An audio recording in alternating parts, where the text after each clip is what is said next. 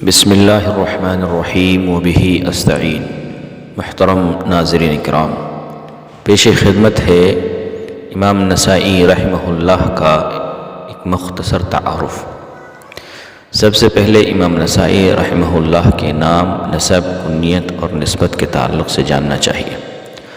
آپ کا نام احمد ابن شعیب ابن علی ابن سنان ابن بحر ابن دینار النسائی الخراسانی تھا۔ آپ کی کنیت ابو عبد الرحمن اور نسبت نسائی تھی۔ چونکہ خراسان ایک بڑے وسیع و عریض علاقے یا اقلیم کا نام تھا اور نسا اس اقلیم کا ایک شہر، اس لیے آپ کو ان دونوں علاقوں کی طرف عمومی اور خصوصی انتساب کے چلتے خراسانی اور نسائی بھی کہا جاتا ہے۔ البتہ اہل علم میں جو زیادہ مشہور نسبت ہے وہ شہر نسا والی خصوصی نسبت ہے، اور اسی نسبت سے آپ پہچانے بھی جاتے ہیں۔ بعض محدثین اپنے نام سے مشہور ہوئے، جیسا کہ امام مسلم۔ بعض اپنے شہر کی طرف نسبت سے پہچانے گئے، جیسے کہ امام بخاری، امام نسائی اور امام ترمذی۔ بعض کو کنیت سے جانا گیا، جیسے ابو داؤد، اور بعض اپنے نسب سے جانے گئے، جیسا کہ امام ابن ماجہ رحمہ اللہ۔ اہل علم کی یہ سنت رہی ہے کہ جب وہ کسی عالم یا امام کا تعارف کراتے ہیں تو عام اور خاص دونوں طرح کی نسبتوں کا تذکرہ کرتے ہیں۔ بسا اوقات ایک محدث ایک جگہ سے دوسری جگہ منتقل ہوتا ہے تو ان دونوں علاقوں اور شہروں کی طرف بھی انہیں منسوب کیا جاتا ہے۔ البتہ ایسی صورت میں ثم حرف عطف کے ذریعے سے تفریق کی جاتی ہے۔ مثلا کہا جاتا ہے البصری ثم المدنی، الکوفی ثم الدمشقی، البغدادی ثم الواسطی، تاکہ نسبت میں تقدیم و تاخیر کا علم ہو سکے۔ اب امام نسائی رحمہ اللہ کی پیدائش کے تعلق سے کچھ گفتگو ہوتی ہے۔ امام نسائی رحمہ اللہ تیسری صدی ہجری کا عالم تھے۔ آپ نے تیسری صدی ہجری کے اکثر عرصے میں زندگی گزاری۔ آپ کو 88 سال کی لمبی عمر عطا ہوئی۔ تقریباً آپ کی ولادت کا واقعہ سن 215 ہجری میں پیش آیا۔ آپ نے اپنی زندگی میں بڑے بڑے مشائخ سے استفادہ کیا، اس لیے 5 کتابوں کے مصنفین کے شیوخ سے بھی آپ کو استفادے کا موقع ملا، اور سیاہ ستہ کے مؤلفین میں آپ سب سے آخر میں وفات پانے والے محدث تھے۔ ان میں سب سے پہلے وفات پانے والے امام بخاری رحمہ اللہ، آپ کی وفات 256 میں ہوئی۔ اس کے 5 سال کے بعد امام مسلم کی وفات ہوئی 261 میں۔ ان کے بعد ابن ماجہ رحمہ اللہ کی وفات 273 میں ہوئی۔ ان کے 2 سال بعد یعنی 275 میں امام ابو داؤد کی وفات ہوئی۔ ان کے 4 سال بعد 279 میں امام ترمذی کی وفات ہوئی، اور ان سب میں سب سے آخر میں وفات پانے والے امام نسائی رحمہ اللہ تھے، جن کی وفات سن 303 ہجری میں ہوئی، یعنی 4تھی صدی ہجری کی ابتدا میں۔ گویا آپ سیاہ ستہ کے مصنفین میں سن وفات کے اعتبار سے سب سے متأخر ہیں، اور سن ولادت کے اعتبار سے بھی متقدم ہیں۔ آپ اور امام مسلم کے سن ولادت کے درمیان 10 یا 11 سال کا فاصلہ ہے۔ پھر بھی آپ امام مسلم رحمہ اللہ کے بعد 42 سال تک زندہ رہے، اس لیے آپ کو سند عالی بھی حاصل ہوئی، اور بڑے شیوخ سے استفادے کا موقع بھی ملا۔ اور امام طبرانی، جن کی وفات 360 میں ہوئی ہے، جیسے بڑے شیوخ نے بھی آپ سے استفادہ فرمایا، جنہیں اللہ تبارک و تعالیٰ نے 100 سال کی عمر عطا فرمائی تھی۔ اس اعتبار سے امام طبرانی اور امام نسائی دونوں معمر محدثین میں شامل ہوئے، اور آپ کی اسانید کو اسانید عالیہ کہا گیا۔ امام نسائی رحمہ اللہ کی ساری زندگی تیسری صدی ہجری میں گزری، جو تصنیف و تالیف کے اعتبار سے حدیث نبوی کی خدمت کے عروج کا زمانہ شمار ہوتا ہے۔ اسی صدی میں کتب ستہ اور ان کے علاوہ دوسری بہت ساری مسانید جیسی تصنیفات مرتب کی گئیں۔ انہی مسانید میں سے سب سے ضخیم مسند الامام احمد ہے، جس کی حدیثوں کی تعداد تقریباً 40,000 تک پہنچتی ہے۔ یہ کتاب بھی تیسری صدی ہجری ہی کی ایک تصنیف ہے، کیونکہ امام احمد ابن حنبل کی وفات 241 ہجری میں ہوئی تھی۔ امام نسائی رحمہ اللہ اور آپ نے کس طرح سے طلب علم کی شروعات کی اور کس طرح سے آپ نے علم حدیث حاصل کیا، یہ بھی اس موضوع سے متعلق ایک اہم شق ہے۔ ہمیں جاننا چاہیے کہ امام نسائی رحمہ اللہ کی پرورش ان کے شہر نسا میں ہوئی اور اسی شہر کے علماء کرام سے آپ نے علم بھی حاصل کیا۔ اس کے بعد مختلف علاقوں کی طرف آپ نے سفر کیا۔ امام سخاوی رحمہ اللہ فرماتے ہیں طاف البلاد لعلو الاسناد، یعنی آپ نے سند عالی کی طلب میں مختلف علاقوں کی خوب خاک چھانی۔ اس زمانے میں طلب حدیث کا شوق رکھنے والے طالبان علم کا یہی طریقہ تھا، وہ پہلے اپنے شہر، گاؤں یا علاقے کے اہل علم سے استفادہ کرتے، پھر دوسرے شہروں علاقوں کی طرف رخت سفر باندھتے تاکہ مزید دوسرے ماہرین فن سے استفادہ کر سکیں۔ بسا اوقات سند عالی کی طلب میں محدثین ایک علاقے سے دوسرے علاقے کا سفر کرتے ہیں، کیونکہ سند عالی سند نازل سے یقیناً افضل ہوتی ہے۔ امام نسائی رحمہ اللہ نے بھی اس سنت کو جاری رکھتے ہوئے اپنے علاقے خراسان سے عراق، شام، حجاز اور مصر کا سفر کیا اور آخر میں مصر کے اندر سکونت اختیار کی۔ آپ نے ایک لمبے عرصے تک یہاں پر قیام فرمایا۔ آپ سے یہاں کے علماء اور محدثین نے بھی استفادہ فرمایا۔ امام ذہبی فرماتے ہیں ثم استوطن مصر ورحل الى الحفاظ ولم يبق له نظیر في هذا الشأن سیر اعلام النبلاء۔ امام بخاری کی طرح آپ نے بھی صغر سنی میں ہی میں علم حدیث کی تحصیل شروع کر دی تھی، اس لیے جب آپ قتیبہ ابن سعید رحمہ اللہ، جن کی وفات 240 میں ہوئی، کی مجلس سما سے استفادہ کرنے نکلے، اس وقت آپ کی عمر صرف 15 سال تھی۔ آپ نے ان کے یہاں 1 سال 2 ماہ قیام کیا۔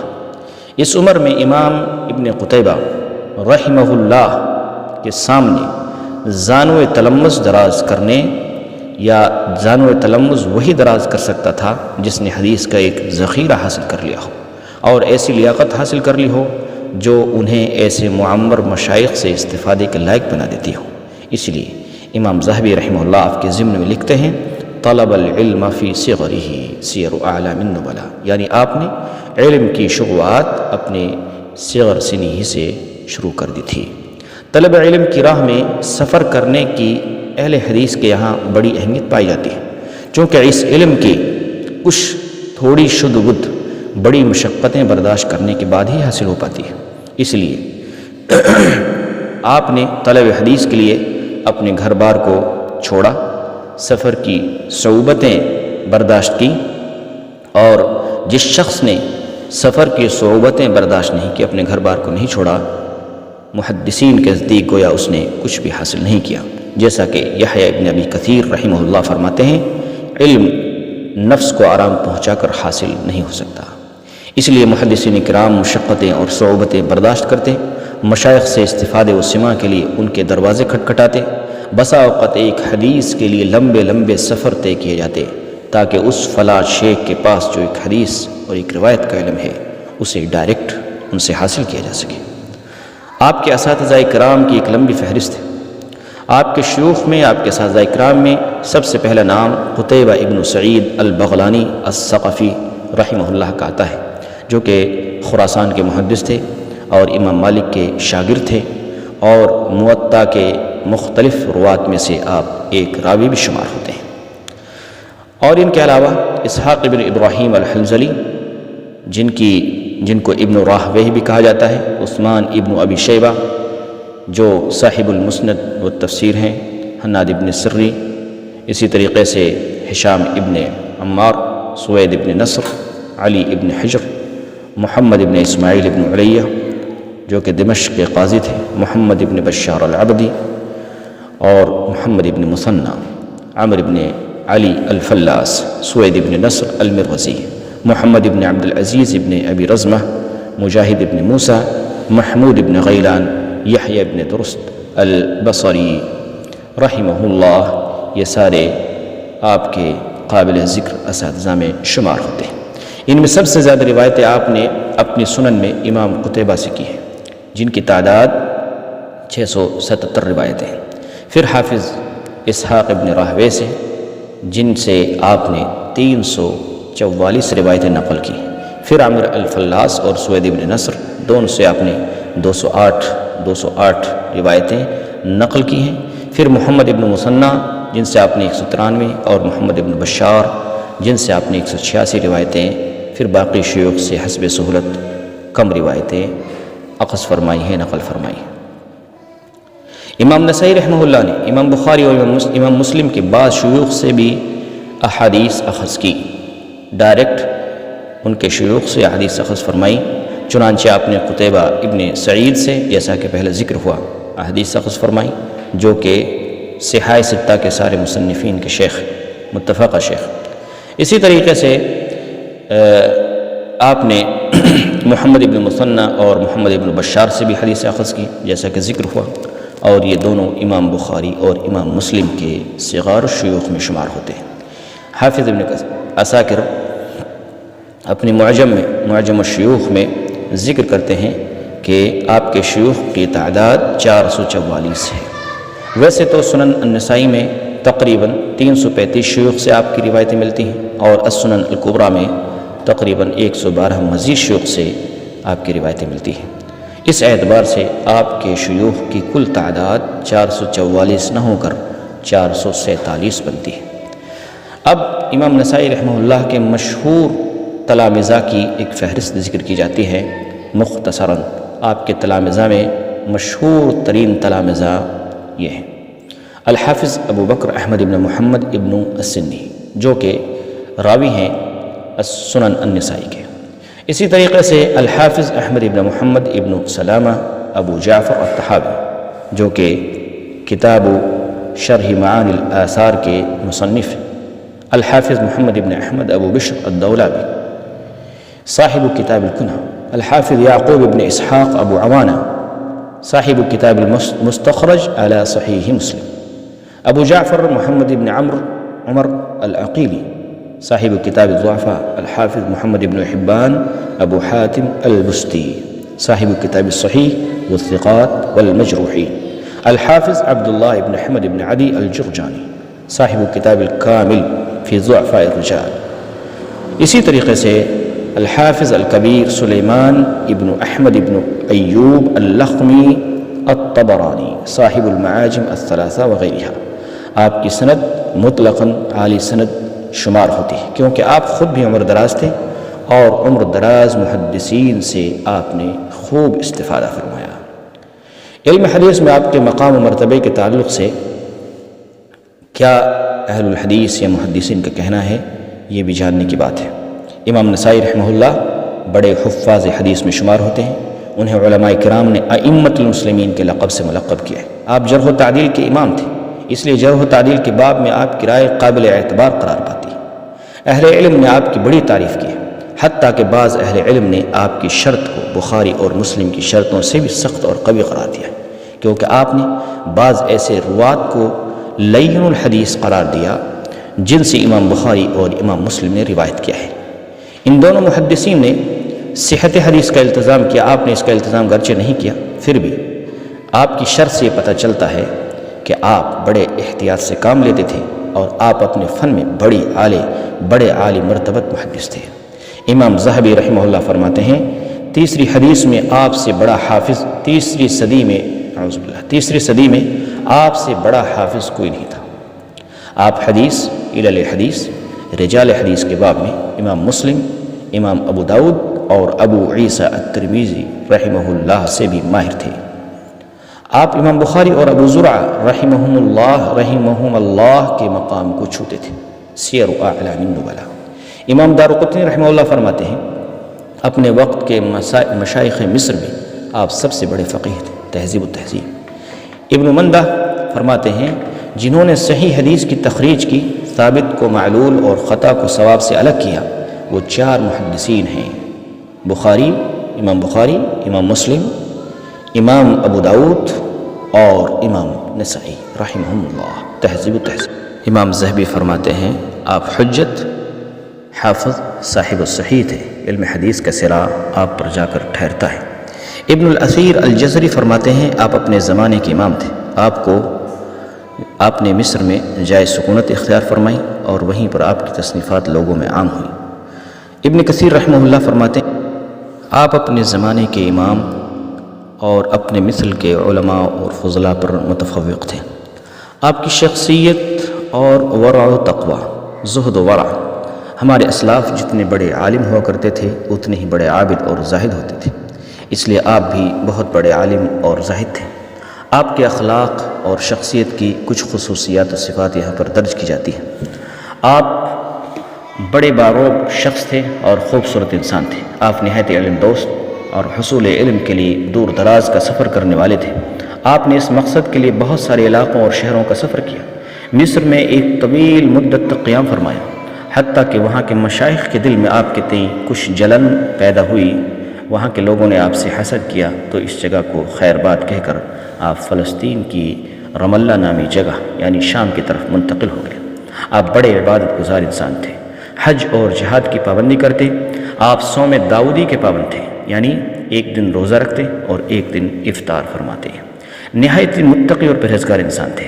آپ کے ورع و تقوی کی مثال کے طور پر ایک واقعہ یوں بیان کیا جاتا ہے کہ آپ حارث ابن مسکین رحمہ اللہ کے پاس ایک غیر مانوس لباس میں تشریف لائے۔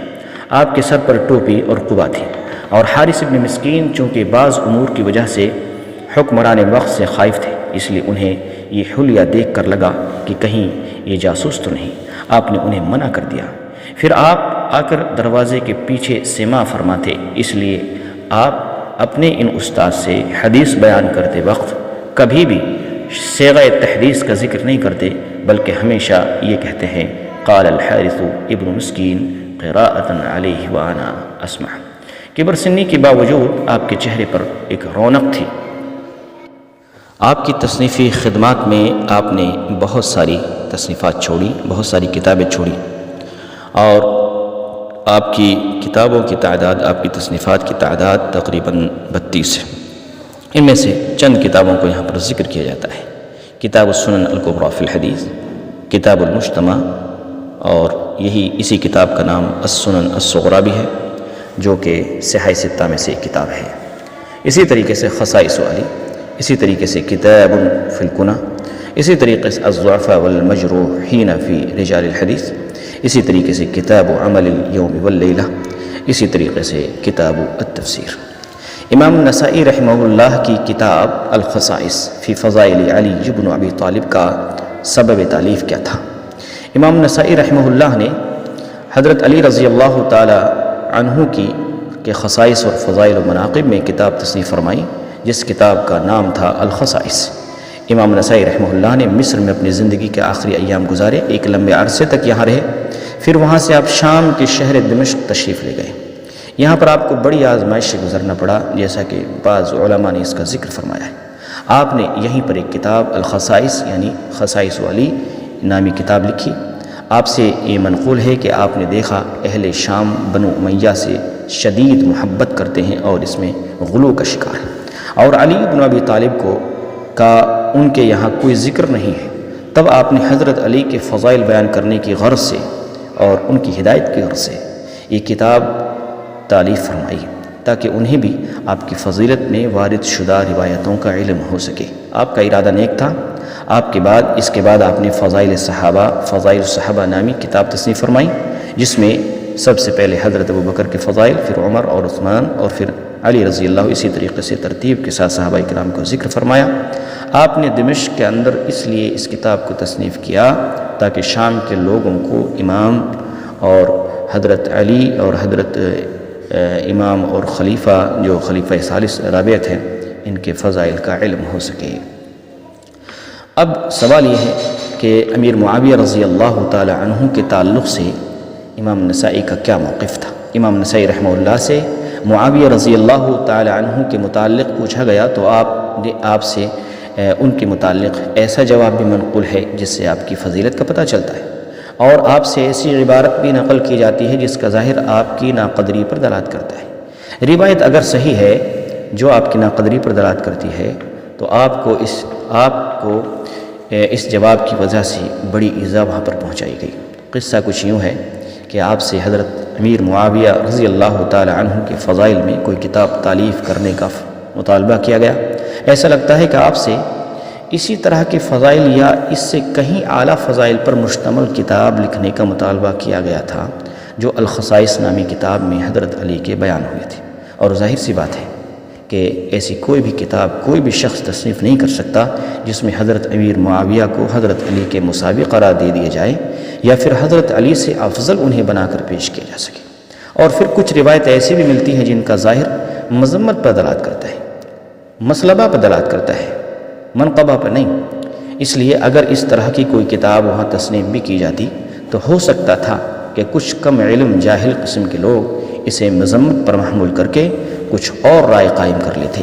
اس لیے آپ نے سائل سے کہا کہ حضرت امیر معاویہ رضی اللہ تعالی عنہ کہ کون سے فضائل پر مستقل کتاب تصنیف کی جا سکتی ہے؟ کیا اس طرح کے فضائل پر جیسا کہ اس حدیث میں ذکر ہے لا اشبع اللہ بطنک؟ گویا آپ کی مراد یہ تھی کہ حضرت علی کے مقابلے میں جو تم حضرت امیر معاویہ کی شان میں غلو کے قائل ہو یہ تمہاری غلطی ہے۔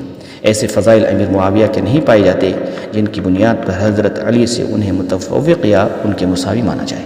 بہرحال اگر یہ روایت صحیح ہے تو آپ سے ایک دوسری روایت ایسی بھی ثابت ہے جس سے یہ ثابت ہوتا ہے کہ حضرت امیر معاویہ ایک صحابی ہیں اور صحابی کی شان میں قدح کرنا دین میں قدح کرنے کے مترادف ہے۔ بلکہ حدیث بھی جو سابقہ روایت میں ذکر ہوئی ہے جسے بعض لوگوں نے امیر معاویہ کی شان میں نقص مانا ہے، آپ کی فضیلت پر دلالت کرتی ہے، جیسا کہ اہل علم نے اس کا تذکرہ کیا ہے۔ امام مسلم رحمہ اللہ نے اس روایت کو ان حدیثوں کے سیاق میں اپنی صحیح میں جگہ دی ہے جن سے پہلے نبی پاک صلی اللہ علیہ وسلم کی حدیث بیان کی گئی ہے، اللہم ما دعوت علی انسان ولم یکن اہلا لتلک الدعوہ ان یجعلہ اللہ تعالی لہ طہرا وزکاة وفضلا، یعنی اے اللہ میں اگر کسی انسان پر بد دعا کروں اور وہ اس کا اہل نہ ہو تو اس دعا کو اس کے لیے پاکی، طہارت اور فضل و منقبت بنا دے۔ اس حدیث کے سیاق میں سابقہ روایت کو امام مسلم نے ذکر فرمایا، گویا یہ روایت آپ کے حق میں دعا ہے نہ کہ بد دعا۔ امام نسائی رحمہ اللہ نے فضائل صحابہ پر مستقل کتاب تصنیف فرمائی، تو اس فضیلت میں امیر معاویہ رضی اللہ تعالیٰ عنہ بھی شامل ہو گئے۔ اسی لیے ابن عساکر رحمہ اللہ حسن ابن ابی ہلال کے واسطے سے نقل کرتے ہیں کہ ابو عبد الرحمن النسائی رحمہ اللہ سے امیر معاویہ رضی اللہ تعالیٰ عنہ کے متعلق دریافت کیا گیا تو آپ نے فرمایا ان الاسلام کدار لہا باب فباب الاسلام الصحابہ فمن آد الصحابۃ انما اراد الاسلام کمن نقر الباب انما یرید دخول الدار، یعنی اسلام ایک ایسے گھر کے مانند ہے جس کا ایک دروازہ ہے، صحابہ اسلام کا دروازہ ہے، جس نے صحابہ کو ایذا پہنچائی گویا اس نے اسلام کو ایذا پہنچائی۔ اس شخص کے مانند جو شخص کسی دروازے کو کھٹکھٹاتا ہے اس کا مقصد یقیناً اس گھر میں داخلہ ہوتا ہے۔ مزید آپ نے فرمایا جو معاویہ رضی اللہ تعالی عنہ کی توہین کرنا چاہتا ہے گویا وہ سارے صحابہ کی توہین کرنا چاہتا ہے۔ اس لیے حضرت عمرو بن عاص کے متعلق آپ کا کوئی بھی ایسا قول مروی نہیں جس میں آپ کی تنقیص ہوتی ہو، بلکہ آپ نے فضائل الصحابہ نامی کتاب میں آپ کی فضیلت کے متعلق ایک روایت پہ ذکر کی ہے۔ آپ کی طرف جو شیعیت کی نسبت کی جاتی ہے، تشیع کی نسبت کی جاتی ہے، اس کی کیا حقیقت ہے؟ گرچہ امام ذہبی نے سیر اعلام النبلاء میں اور امام ابن کثیر نے البدایہ والنہایہ میں آپ کی طرف تشیع کو منسوب کیا ہے۔ امام ذہبی فرماتے ہیں الا ان فیہ قلیل التشیع، یعنی قلیل التشیع یعنی آپ کے اندر شیعیت کی طرف میلان تھا، سیر اعلام النبلاء۔ ابن کثیر رحمہ اللہ فرماتے ہیں وقد قیل عنہ انه كان ينسب الیہ شیء من التشیع البدایہ والنہایہ، لیکن یہ تہمت اسی روایت کی بنیاد پر لگائی جاتی ہے جس کا ذکر پہلے ہو چکا، جس میں حضرت امیر معاویہ کے تعلق سے آپ نے مستقل کتاب لکھنے سے منع کر دیا۔ اگر اکثر لوگوں نے اس تہمت کو صیغہ تمریز کے ساتھ بیان کیا ہے، لیکن یہ تہمت صحیح نہیں ہے، کیونکہ آپ نے خود بعض روات پر ان کے شیعی ہونے کی وجہ سے جرح کیا ہے۔ گویا آپ کے نزدیک تشیع سبب جرح تھا، تو آپ کیسے شیعی ہو سکتے ہیں؟ ساتھ ساتھ آپ نے فضائل الصحابہ نامی جو کتاب تصنیف فرمائی اس کی شروعات فضائل ابی بکر سے کی، پھر فضائل عمر سے، پھر فضائل عثمان سے، پھر فضائل علی کا ذکر کیا۔ یہاں پر یہ بات بھی سمجھنے کی ہے کہ بعض سلف کی طرف تشیع کو منسوب کیا گیا وہ صرف اس لیے کیونکہ وہ حضرت عثمان پر حضرت علی کو فضائل میں مقدم مانتے ہیں نہ کہ خلافت میں، اور فضل میں کسی صحابی کو کسی صحابی پر مقدم ماننا یہ سبب تبدیع و تفسیق نہیں ہو سکتا، یعنی اسے فاسق اور بدعتی نہیں کہا جا سکتا۔ البتہ اگر کوئی خلافت میں لاحق خلیفہ کو سابق خلیفہ پر یعنی آخری والے خلیفہ کو پہلے خلیفہ پر اور جن پر سارے صحابہ کا اتفاق ہو چکا تھا، اگر کوئی فضیلت دیتا ہے تو یہ مبتدع قول ہے۔ اسی طرح سے ابن ابی حاتم جو کہ صاحب الجرح والتعدیل نامی الجرح والتعدیل نامی کتاب کے مصنف، اسی طریقے سے سلیمان ابن مہران العامش، اسی طریقے سے ابن جریر، اسی طریقے سے عبد الرزاق صاحب المصنف، ان کی طرف بھی تشیع کو منسوب کیا گیا۔ وہ اس لیے کیونکہ وہ علی رضی اللہ تعالیٰ عنہ کو عثمان رضی اللہ تعالیٰ عنہ پر فضل میں مقدم مانتے تھے، جو اس محدث یا عالم کی ثقافت و عدالت میں مؤثر نہیں۔ آپ کی وفات کا واقعہ کیسے ہوا اور آپ کی وفات کیسے ہوئی اور کہاں ہوئی؟ جب آپ دمشق تشریف لے گئے اور وہاں پر امیر معاویہ کے فضائل کے متعلق سوال کیا گیا تو آپ نے وہ جواب دیا جو گزر چکا، تو وہاں کے بعض جاہل قسم کے لوگوں نے آپ کو مارا، آپ کے حساس اعضاء پر، حساس جگہوں پر آپ کو ضرب لگائی، مسجد سے نکال دیا گیا۔ آپ زخمی حالت میں تھے۔ امام دارقطنی فرماتے ہیں کہ آپ کو رملہ لے جایا گیا اور وہیں پر آپ کی وفات ہو گئی۔ کہتے ہیں وَهُوَ مَدْفُونٌ بِمَكَّةَ وَذَلِكَ سَنَةَ 330 من الہجرۃ النبویہ فی شہر شعبان، یعنی آپ مکہ میں مدفون ہیں اور آپ کی وفات شعبان کے مہینے میں سن 303 میں ہوئی۔ آپ کے شاگرد ابو سعید ابن یونس فرماتے ہیں آپ مصر سے نکلے، ذی قعدہ سن 302 کا مہینہ تھا اور فلسطین میں سوموار کے دن 13 صفر 303 میں آپ کی وفات ہوئی۔ امام ذہبی کے بقول یہی قول صحیح ہے، کیونکہ ابن یونس بہت بڑے حافظ تھے، انہوں نے امام نسائی رحمہ اللہ سے استفادہ بھی کیا اور وہ آپ کے متعلق زیادہ علم رکھتے تھے۔ اللہ تبارک و تعالیٰ سے دعا ہے کہ اللہ تبارک و تعالیٰ امام نسائی اور دوسرے محدثین کو قریق رحمت فرمائے اور کروٹ کروٹ چین نصیب فرمائے، اور انہوں نے امت کی اور حدیث کی جو خدمت کی ہے اس خدمت کا قیامت تک ان کو اچھا بدلہ عطا ہوتا رہے، آمین۔ وصلی اللہ علی نبینا محمد وعلی آلہ وصحبہ وسلم۔